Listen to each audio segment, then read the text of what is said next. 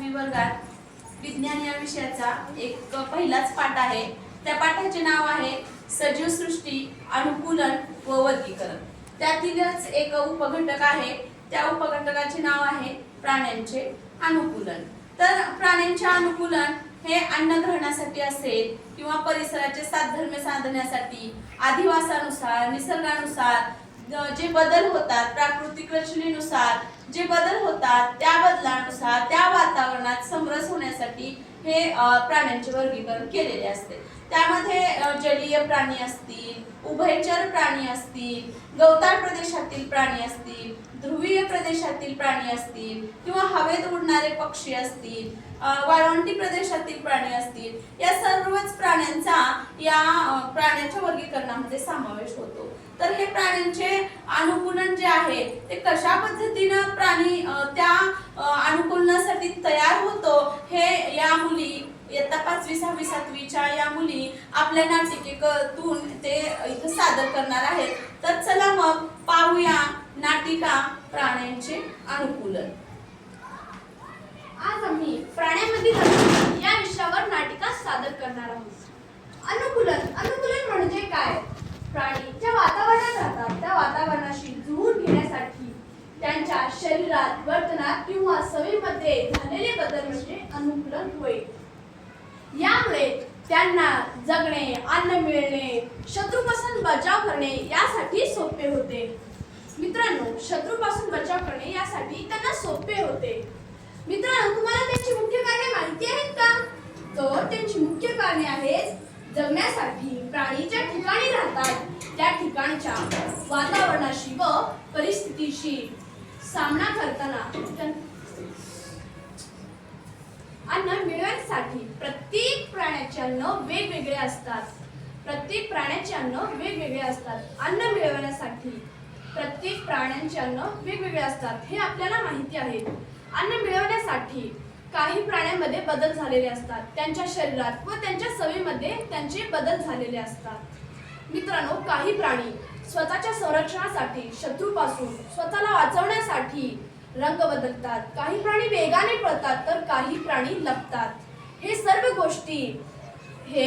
गोष्टी शत्रूपासून वाचण्यासाठीचे अनुकूलन आहे। प्रजननासाठी म्हणजेच वंश वाढवण्यासाठी प्राणी सुरक्षित जागी अंडी घालतात किंवा पिल्लांना जन्म देतात। यामुळे त्यांचा वंश टिकून राहतो। मित्रांनो, यामुळे त्यांचा वंश टिकून राहतो। पर्यावरणाशी जुळवून घेण्यासाठी थंडी, उष्णता, पाणी, वारा, वाळवंट, जंगल हे वेगवेगळ्या वातावरणात आपल्याला अनुकूलन म्हणून समजते। थोडक्यात, प्राण्यांना जगणे, त्यांना अन्न मिळणे, शत्रूपासून बचाव करणे आणि त्यांचा वंश टिकवणे यासाठी अनुकूलन आवश्यक असते। आता सर्वप्रथम पाण्यात राहणाऱ्या प्राण्यांची अनुकूलता दाखवण्यासाठी आपल्या समोर मासा, बेडूक व बदक येत आहेत। ओळखा पाहून मी कोण? सर्वांना माझा नमस्कार। माझे नाव मासा आहे आणि मी पाण्यात राहतो। माझ्या त्वचावर खवले तसेच शरीरावर पर असतात। माझा शरीराचा आकार दोन्ही बाजू मिळून असतात। मला श्वास घेण्यासाठी 2 नाकाऐवजी कल्ले आहेत। पापण्य पारदर्शक असतात। माझ्या या शरीरात हवेच्या पिशव्या असतात। मी पाण्यात राहते। पाण्यात राहण्यामुळे माझं शरीर गुळगुळतं आणि टोकदार असल्यामुळे मला पाण्यात सहज पोहता येते। माझ्याकडे श्वास न घेण्यासाठी कल्ले आहेत। मी पूर्ण आयुष्य पाण्यात राहते। मी जरा पाण्यात मला माणूस बाहेर काढलं तर मी मरून जाते। मी बदक बोलते। माझ्या पायांच्या बोटांमध्ये पडदे असल्याने माझा पायांचा आवरण याप्रमाणे उपयोग होते। माझे पंख व माझे पिसे सुद्धा तेलकट असल्यामुळे पाणी माझ्या पिसेवरून सहज ओघळून जाते। माझे पाय जाळीदार असतात, त्यामुळे मी पाण्यात सहज पोहू शकते। माझे चोच सपाट व रुंद असते। माझ्या शरीरावर पाण्यापासून संरक्षण करणारे पिसे सुद्धा तेलकटच असतात।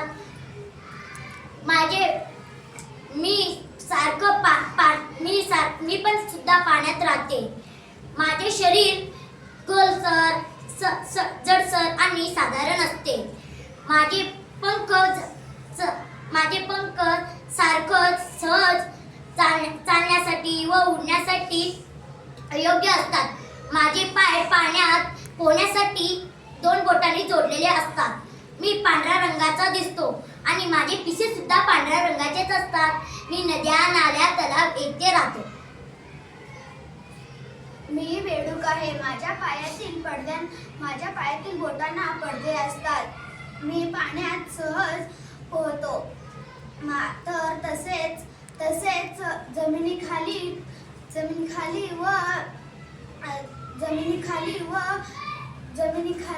श्वसन करू शकते. मी आहे. आता यापुढे वाळवंटी प्रदेशातील प्राणी आपल्या पुढे येणार आहे. नमस्कार, मी उंट. मी वाळवंटी प्रदेशातील प्राणी. माझ्या वाळवंटी प्रदेशात पाण्याची तीव्र कमतरता असते. माझ्या शरीरातील पाणी टिकून ठेवण्यासाठी माझी त्वचा जाड असते. पाय लांब व तळवे गादीसारखे व पसरट असतात. आमचे अनुकूलन पाण्याचा तीव्र कमतरतेमुळे झालेले असते. खोलवर बीळ करून त्यात राहण्याची आमची प्रकृती असते. मी वाळवंटात अनेक प्राणी राहतात. त्यातलाच मी उंट. मी वाळवंटात राहतो व त्यामुळे माझ्या पाठीवर कुबड असते. त्यामुळे अनेक दिवस मी पाणी न पिता राहू शकतो.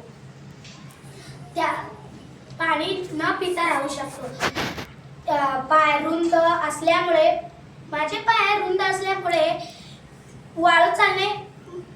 मला वाळू चालणे सोपे जाते. म्हणून मला वाळवंटातील झाज असेही म्हणतात. धन्यवाद.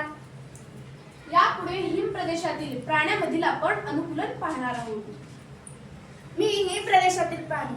माझ्या त्वचेवरील लांब आणि दाट केस, पांढरे किंवा चंदेरी रंग हे वैशिष्ट्य आहे. माझ्या शरीरावर दाट केस आणि चरबीचा थर असतो.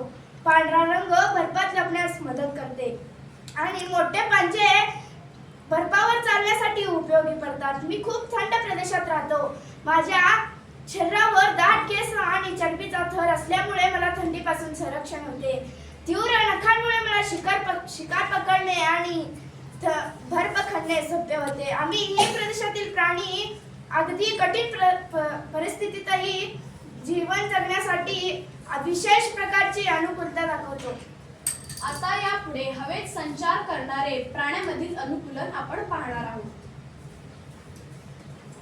नमस्कार, माझे नाव पोपट. मी एक अतिशय सुंदर आणि रंगीबिरंगी पक्षी आहे. मला युनायटेड स्टेट्स आणि ऑस्ट्रेलियामध्ये विविध प्रजातींमध्ये मी आढळते. माझी लांबी 10 सेमी ते 100 सेमी आहे. माझे चोच आखूड, मजबूत, बाकदार आणि लाल रंगाचा आहे. माझे पाय खूप मजबूत आहेत. माझा रंग हिरवा आहे, परंतु काही प्रजातीमध्ये भडक रंग असतात. उदाहरण हिरवा, पिवळा, लाल. मी अनेक पक्ष्यांच्या आवाजांची उत्तम नक्कल काढू शकतो. मला एक बुद्धिमान पक्षी मानले जाते. मी समस्यामध्ये मार्ग काढण्यासाठी नेहमी हजर असतो. मी शाकाहारी आहे. मी फळे, बिया, कळे हे सर्व अन्न खाते. मी पक्ष्यांमधील गोंधळ घालणारी खेळकर पक्षी आहे. आमचे खूप प्रजाती आहेत. उदाहरण काक, काळी पोपट. मी एक रंगीबिरंगी आणि मुक्त व सुंदर फुलपाखरू आहे. मी फुलावर उडत, मकरंद चाकत आणि निसर्गाच्या कुशीत बागडताना मला खूप मजा येते.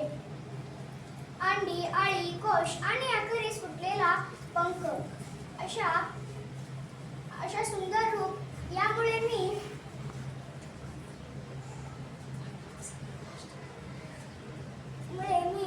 हवेत उडू शकते. मी माझी वाऱ्याशी मैत्री जुळली. सूर्यकिरणाने माझे पंख उजळली. क्षणभंगुर हा माझा प्रवास जीवन, तरी आनंदी माझा विश्वास. माझे 3 भाग आहेत: डोके, छाती व पोट. आता यापुढे सरपटणारे प्राण्यामधील अनुकूलन. मी सरपटणाऱ्या प्राण्यांमध्ये अनुकूलन का असते हे सांगणार आहे. मी स्नायूंचा वैशिष्ट्यपूर्ण वापर करून मी सरपटतो. त्याचबरोबर माझी त्वचा म्हणजे विशिष्ट रंगांमध्ये अनुकूलन असते. माझे पंजे नखयुक्त व पातळ असतात, तर माझी त्वचा खवल्यायुक्त असते. अन्नग्रहणासाठी प्राण्यामध्ये झालेले अनुकूलन आता आपण पाहणार आहोत. सर्वांना माझा नमस्कार. मी तुम्हाला अन्नग्रहणासाठी प्राण्यामध्ये झालेले बदल यांच्याबद्दल माहिती सांगणार आहे. प्राण्यांचे शाकाहारी व मांसाहारी अशा 2 गटात वर्गीकरण करता येते. त्यासाठी विशिष्ट असे बदल झालेले असतात.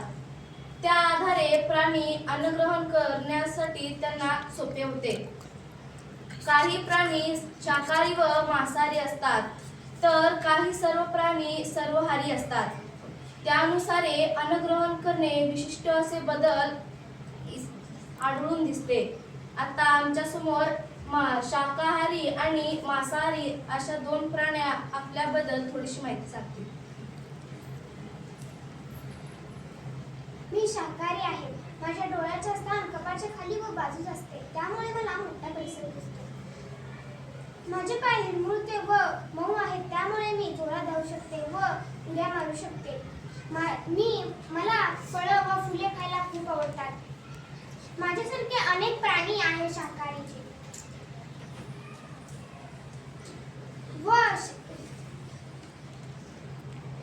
मी मांसाहारी प्राणी आहे. माझे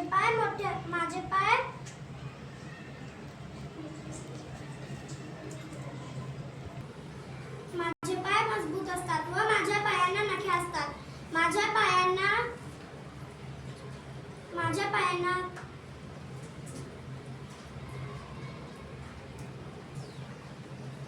पायांच्या तळव्यांना गादी असते, त्यामुळे माझी चाहूल भक्ष्यास लागत नाही व मला सहजतेने भक्ष्य पकडता येते. माझ्या डोळ्यांचे स्थान डोक्याच्या बाजू समोर असते.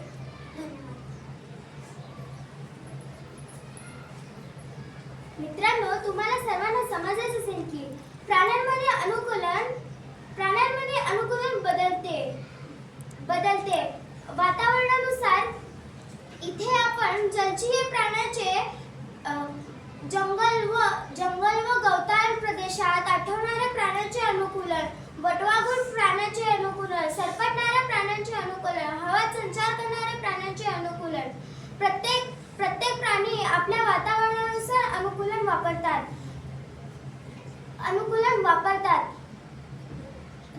वातावरणानुसार प्राणी जगू शकतात, अन्न मिळवू शकतात आणि तिथे शत्रू आले तर संरक्षण करू शकतात. धन्यवाद.